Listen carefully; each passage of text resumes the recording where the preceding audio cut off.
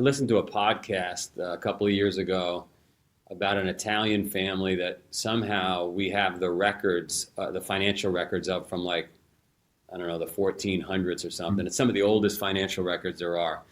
And when you sift through those records, you start to imagine the deals that were done back then where you shook hands and then the party that you were doing the deal with, got on a horse and worked their way to like Asia to go get silk. Right. And then 9 months later came back, delivered the product, got paid, and it was all done, on a handshake. Yes, sir. And you didn't know there was no phone, there was no like, That's you didn't right. know if the person was dead. And so today, none of that needs to exist. It's right, like we've got phones and disappearing videos, and like there's less consequence to not holding up your word, not being committed. Like, yeah, so just our environment has changed, and then parents, like it's really hard as a parent. It's not an excuse when I say this, but it's really hard as a parent or a teacher. Well, let me start with this. I did a group call yesterday with my company, and a week ago I had met with the insurance company trying to figure out how I can get my insurance costs down. Hmm.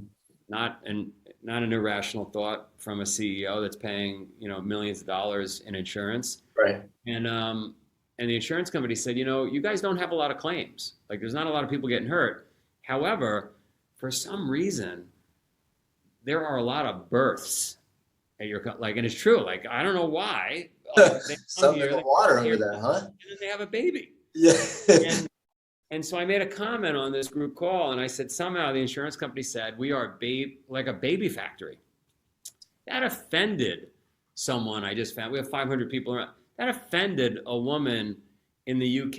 And I don't know her background. I don't know why she got offended. I don't know how she interpreted it. I don't understand the culture maybe in England.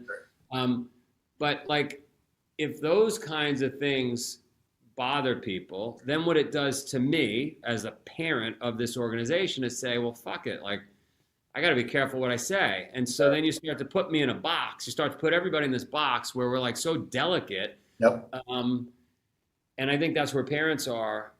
I think that's where parents are. So just naturally, the kids, the next generation, then becomes softer, less committed because the parent is like walking on eggshells. And Yes.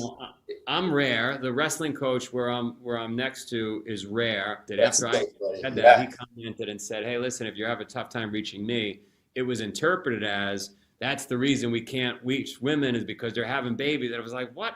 Like, how did that?"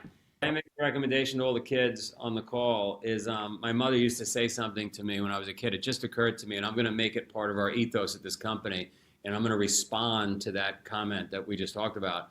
Sticks and stones will break my bones, but words will never hurt me.